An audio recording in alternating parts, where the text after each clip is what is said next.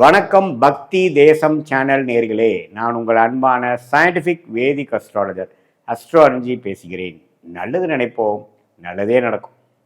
இந்த வீடியோவில் நம்ம என்ன பார்க்க போறோம்னா, கடகராசிக்காரர்களுக்கு ஜூன் 2026 எத்தகைய ஒரு மாதமாக, பலாபலன்கள் நிறைந்த மாதமாக இருக்க போகுதுங்கிறது சயின்டிஃபிக் வேதிக் அஸ்ட்ராலஜி முறையில் எதையும் மிகைப்படுத்தாமல் உள்ளது உள்ளவாறு, மூட நம்பிக்கையில் போகாமல், பரிகாரங்கள் அது மாதிரி விஷயத்துக்கெல்லாம் போகாமல், ஒரு கிரகங்கள் ஒரு இடத்துல இருக்கும் பொழுது அந்த ராசிக்கு எந்த ஒரு தாக்கத்தை கொடுக்குது, ஒரு பாவத்தை விட்டு இன்னொரு பாவம், ஒரு ராசி விட்டு ஒரு ராசி மாறும் பொழுது எது மாற வாழ்க்கை பயணம் நமக்கு மாறப்போகுது, வாழ்க்கை சம்பவங்கள் எப்படி நமக்கு மாற்றி அமைக்க போகுதுங்கிறது, கர்மாவின் அடிப்படையில் கிரகத்தின் சஞ்சாரங்கள் எப்படி கொடுக்கறதுங்கிறது சயின்டிஃபிக் வேதிக் அஸ்ட்ராலஜி முறையில் நம்ம பார்க்க போகிறோம். இப்போ பாருங்க, கடகராசிக்கு 2026 எப்படி இருக்குன்னா, மாதம் பிறக்கும் பொழுதே, ஜூன் மாதம் பிறக்கும் பொழுதே கடகத்தில் குரு உச்சம் அடைகிறார். ஸோ ராசிக்குள்ள குரு வருவது மிகவும் நல்லது. இதுவரை 12ஆம் இடத்தில் இருந்து, விரயஸ்தானத்தில் இருந்து 6ஆம் இடம் என்று சொல்லப்படுகிற ருணச்சத்ரு பாவத்தை பார்த்து கொண்டிருந்து கடன், வம்பு வழக்குகள், உடல்நல கோளாறுகள், நிறைய செலவு, கண்ட்ரோல் பண்ண முடியாத மாற விரயங்கள் போய் கொண்டிருந்த கடகராசிக்காரர்களுக்கு ராசிக்குள்ள குரு வரும் பொழுது முதல் மைண்டு கிளியர் ஆகும். நம்ம என்ன பண்ணிட்டு இருக்கோம், எது மாற குறைகள் நிறைந்ததான ஒரு அமைப்பாக நம்ம இருக்கிறோங்கிறது முதல் தெரியும். தேவையற்ற செலவுகளை குறைப்போம், தேவையற்ற செயல்பாடுகளை குறைப்போம்.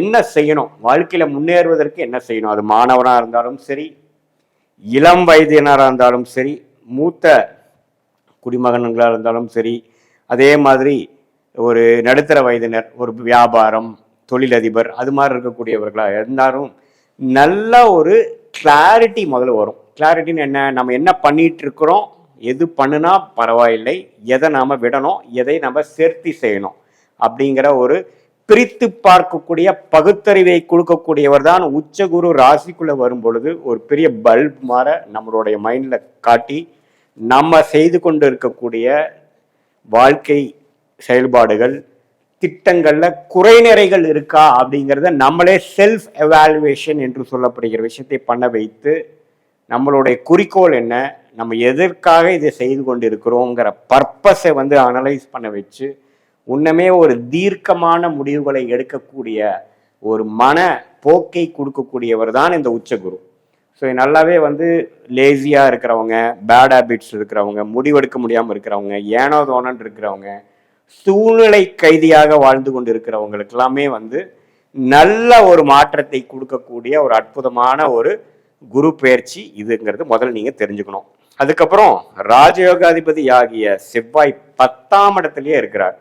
ஸோ தொழில் ஸ்தானத்தில் செவ்வாய் இருக்கும் பொழுது கடகராசிக்காரர்களுக்கு நல்ல ஒரு முன்னேற்றத்தை, நல்ல ஒரு முனைப்பை கொடுக்கக்கூடியது கண்டிப்பாக கொடுக்குதுங்க. இப்போ பாருங்க, ஜூன் மாதத்திலேயே பார்த்தீங்கன்னா செவ்வாய் 10ஆம் இடத்துலேயே இருக்கிறார். அதே மாதிரி மாத கடைசி வரைக்குமே 10ல் இருக்கிறார். அதுக்கப்புறம் 11ங்கிற லாபஸ்தானத்துக்கு தான் போறார். ஸோ இந்த ஜூன் மாதம் முழுக்குமே பார்த்தீங்கன்னா கடகராசிக்காரர்களுக்கு அற்புதமான மாற்றங்கள், என்னென்ன விஷயங்கள் நம்ம தவறாக போயிட்டு இருந்தோமோ அதெல்லாம் மாற்றி கரெக்டான பாத்துல கொண்டு போகக்கூடிய ஒரு அற்புதமான ஒரு கிரக அமைப்பு இருக்கு. 11ஆம் இடத்துல ஆட்சி பலம் பெற்ற சுக்கிரன் இருக்கார், 12ல் புதன் இருக்கார், சூரியன், இது எல்லாமே ஓரளவுக்கு நல்ல அமைப்புகள் தான்.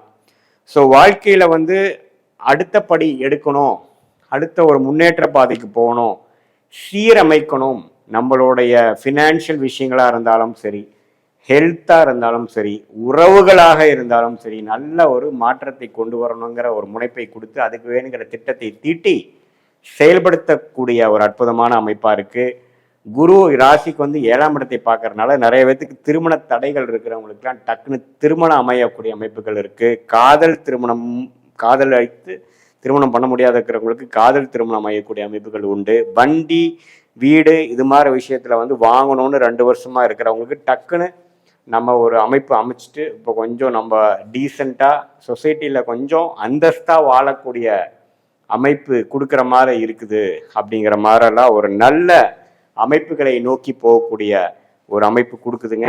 5ஆம் வீட்டை குரு பார்க்குறார், 7ஐ பார்க்குறார், அதே சமயத்தில் 9ஐ பார்க்குறார். 9ங்கிற பாக்கியஸ்தானத்தை எப்போ தன் வீட்டை தானே பார்க்கும் பொழுது தகப்பனார் வழியில் வரக்கூடிய அமைப்புகள், அவங்க மூலமாக வரக்கூடிய சொத்துக்கள், அவங்களுடைய ஆசீர்வாதம் எல்லாமே நமக்கு கிடைக்கக்கூடிய அமைப்பு இருக்கு. கடன் கடந்த 1 வருஷமா 2 வருஷமா கொஞ்சம் விளையாட்டுத்தனமா பண்ணது, கடனே அடைக்க முடியாமல் இருக்கிறதெல்லாம் கடன் அடைப்பதற்கு வேணுங்கிற யுக்திகளாம் நாமளே பண்ணி நம்ம அதை பண்ணுவோம். நல்ல முன்னேற்றங்கள் உண்டு. ஹைலைட்டில் போவோம். அதாவது ஒரு மீடியா துறையில் இருக்கிறாங்க, ஒரு ஃபீல்டில் இருக்கிறாங்க, நமக்கு ரெகக்னிஷனே கிடைக்கல, நமக்கு வாய்ப்பே கிடைக்காம போய் கொண்டு இருக்கிறவங்களுக்கெல்லாம் ஒரு நல்ல வாய்ப்பு, அது மாதிரியான ஒரு நல்ல மாற்றங்களை கொடுக்கக்கூடிய ஒரு அற்புதமான ஒரு கிரக சஞ்சாரங்கள் உண்டு. செவ்வாய் 10ஆம் இடத்துல ஆட்சி பலத்தோடு இருக்கும் பொழுது தொழில் மேன்மை, முனைப்பு, விளையாட்டுத்துறையில் இருக்கிறவங்களுக்கு நல்ல ஒரு முன்னேற்றம், ரெகக்னிஷன், ரியல் எஸ்டேட்டில் இருக்கிறவங்களுக்கு நல்ல ஒரு டீல் நடக்கக்கூடிய அமைப்புகள், இது மாதிரி பல மாற்றங்களை கொடுக்கக்கூடிய அடுத்த வருஷம் ஒரு 13 மாதங்கள் 2027 ஜூன் மாதம் வரைக்கும் இருக்கக்கூடிய குருவின் சஞ்சாரத்துக்கு வேணுங்கிற ஃபவுண்டேஷனான அடித்தளமான சில காரியங்களையும் வாழ்க்கை சம்பவங்களையும் அமைத்து கொடுக்கக்கூடிய ஒரு அற்புதமான ஜூன் மாதமாக கடகராசிக்காரர்களுக்கு இந்த மாதம் வருகிறது. அது நல்லாமே யூஸ் பண்ணிக்கணும். இது பொதுவான பலனே தவிர உங்களுடைய ஜென்ம ஜாதகத்தில் நீங்கள் பிறந்த தேதி, பிறந்த நேரம், பிறந்த ஊரை வைத்து போடக்கூடிய ஜாதகம் திருக்கணித பஞ்சாங்கம் போட்டு நீங்கள் பார்க்கும் பொழுது நீங்கள் எந்த லக்னத்தில் பிறந்தீங்க, உங்கள் லக்னத்துக்கு ஏற்ற மாதிரி தசாபுக்திகள் என்ன போயிட்டுருக்கு, அந்த தசநாதன் புக்திநாதன் இப்போ கோச்சாரத்தில் நம்ம பேசணும் இல்லைங்களா, அது எப்படி இருக்கிறாருங்கிறதெல்லாம் சேர்த்து வைத்து பார்க்கும் பொழுது சயின்டிஃபிக் வேதிக் அஸ்ட்ராலஜி முறையில் டிகிரி அடிப்படையில் பார்த்து கொத்தாம் பொதுவாக பார்க்காமல் துல்லியமாக பார்க்கும் பொழுது உண்மையிலேயே உங்களுடைய கர்மா என்ன, எது மாற ஒரு விஷயத்துக்காக நீங்கள் பிறந்தீர்கள், எது உங்களுக்கு கரெக்டான சாய்ஸாக இருக்கும், எது உங்களுக்கு பொருந்தி வராது அப்படிங்கிற அந்த உங்களுக்கு ஆல்ரெடி ஒரு கன்ஃபியூஷன் இருந்ததுன்னா அது துல்லியமாக அதை ஃபில்டர் பண்ணி the right choices and the wrong சாய்ஸஸை பிரிக்கக்கூடிய அமைப்பை கொடுக்கும். அதே நேரத்தில் பார்த்தீங்கன்னா எந்த நேரத்தில் நடக்கும்ங்கிறது நம்ம நிறைய பேர்த்துக்கு பார்த்தீங்கன்னா ஃப்ரஸ்ட்ரேஷன் அண்ட் இரிட்டேஷன் வந்துடுது. சில முயற்சிகள் எடுத்துகிட்டே இருக்கோம், நடக்கவே இல்லைன்னா இது என்னடா உண்மையிலேயே அது நடக்க போதா அல்லது நம்ம வீண் வேலை செஞ்சுட்டு இருக்கோமாங்கிறது அப்பப்போ நமக்கு சந்தேகம் வரக்கூடிய அமைப்புகள்லாம் இருக்குது. ஸோ அதில் உண்மையிலேயே உங்கள் பிராப்தம் என்ன, நம்ம இதை நோக்கி தான் போகிறது நல்லதா, இது சேஃபா, நம்ம கருமால் அது இருக்காங்கிறது பாசிட்டிவாக, எதையுமே பயப்படுற மாதிரியோ ஒரு பேனிக் ஆகிற மாதிரியோ பார்க்காம என்னதான் இருக்குது நம்மளோட வாழ்க்கையிலங்கிறது தெரிந்து செயல்படும் பொழுது எப்படி ஒரு இடத்துக்கு நம்ம போகும்பொழுது ஒரு ரூட் மேப் பார்த்துட்டு நம்ம போனால் எவ்வளோ ஈஸியாக நம்ம போகலாமல், குட்டு மதிப்பாக போகாமல் நம்மளோட ரூட்டை தெரிஞ்சு டிராஃபிக் எப்படி இருக்குங்கிறத தெரிஞ்சு போகிறப்போ நம்ம எப்படி மென்டலி ப்ரிப்பேர்டாக போவோமோ அதே மாதிரியாக நம்மளுடைய ஜோதிடத்தை பரிகாரம் அந்த மூட நம்பிக்கையெல்லாம் விற்று பார்க்காமல் துல்லியமாக சயின்டிஃபிக்காக நாம் ரீட் பண்ணும் பொழுது நம்மளுடைய பாஸ்ட்டுக்கு நல்லாவே சிங்க் ஆகும்.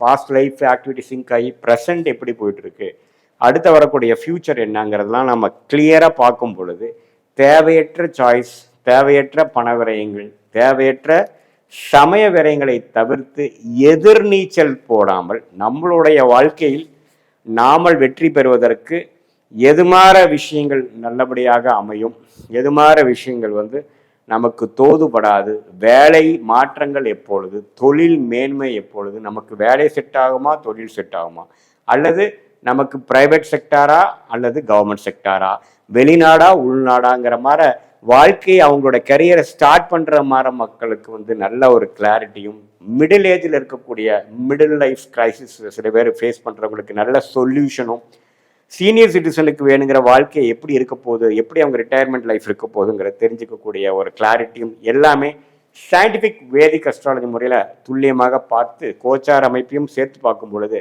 நல்ல ஒரு கிளாரிட்டி வருங்கிறத நம்ம தெரிஞ்சுக்கிறோம். மீண்டும் மற்றொரு காணொலியில் சந்திப்போம். நன்றி, வணக்கம்.